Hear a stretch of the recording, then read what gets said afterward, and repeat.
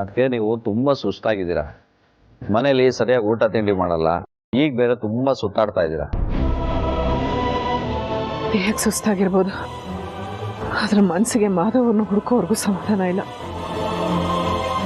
ಸರಿ, ಒಂದು ಸ್ವಲ್ಪ ಹೊತ್ತು ಇಲ್ಲಿ ಕೂತ್ಕೊಂಡು ಸುಧಾರಿಸ್ಕೋತೀರಿ. ನಾನು ಹೋಗಿ ಎಲ್ಲ ಕಡೆ ನೋಡ್ಕೊಂಡ್ಬರ್ತೀನಿ.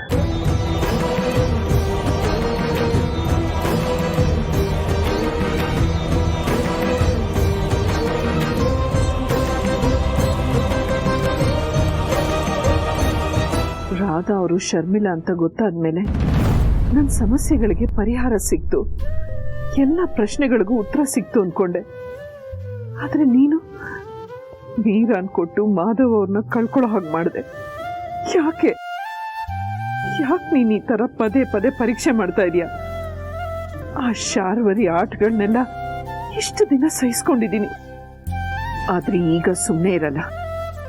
ಮಾಧವ್ ಅವ್ರಿಗೇನಾದ್ರೂ ಹೆಚ್ಚು ಕಮ್ಮಿ ಆದ್ರೆ, ಅವ್ರಿಗೇನಾದ್ರೂ ನನಗ್ ಸಿಗದೆ ಇದ್ರೆ, ನನ್ನ ಪ್ರಾಣ ನಿನ್ ಕಣ್ ಮುಂದೆನೆ ನಿನ್ ಸನ್ನಿಧಿಯಲ್ಲೇ ಹೋಗುತ್ತೆ.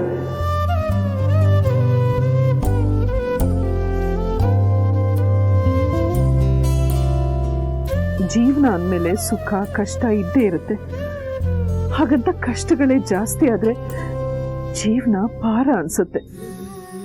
ಇನ್ನಾದ್ರೂ ಸಾಕು ಮಾಡು.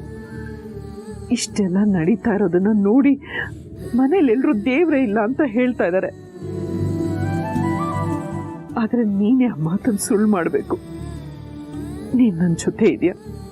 ಆ ಶಾರ್ವರಿ ಆಡ್ತಾ ಇರೋ ಇಂಥ ಆಟಗಳಿಗೆ ಅಂತ್ಯ ಹಾಡ್ತೀಯ ಅನ್ನೋದನ್ನ ಎಲ್ರಿಗೂ ತಿಳಿಯೋ ಹಾಗೆ ಮಾಡಬೇಕು. ನಾನು ಈಗಲೂ ನಿನ್ನನ್ನೇ ನಂಬಿದ್ದೀನಿ ತಂದೆ.